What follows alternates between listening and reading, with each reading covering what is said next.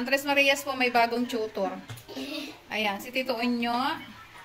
Ayan, mga kababayan, nagbabalik muli Elma's Vlog. Magbibigay tayo ng maikling reaction video. Sa nakaraang upload ng Tres Marias, tinuruan si Mylene ng English spelling sa kapatid din nila Teacher Nida at Pugong Be a Hero.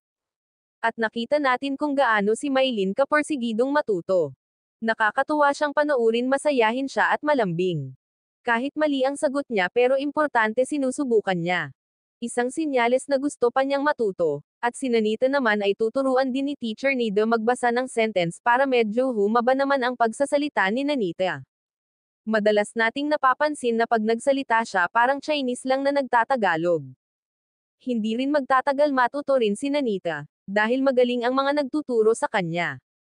Mapanood ang full video sa YouTube channel ng Tres Marias Vlog.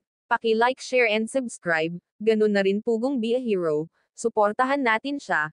Please don't skip ads. Para sa ganun na paraan makatulong din po tayo sa kanilang mga tinutulungan, at kay Tito Herns TV, at PB Team ng Luzon, Visayas, at Mindanao, at sa inyong lingkod Elma's Vlog. Please support sa aking munting channel. Hanggang sa muli, maraming salamat. God bless us. Spelling si... Pinag-spelling si Mylene. Ayan, lagot kayo.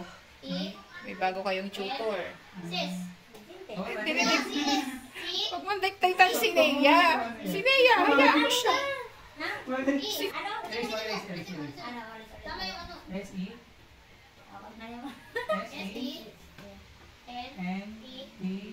Ayan. Nagmerienda po sila habang nagmimerienda.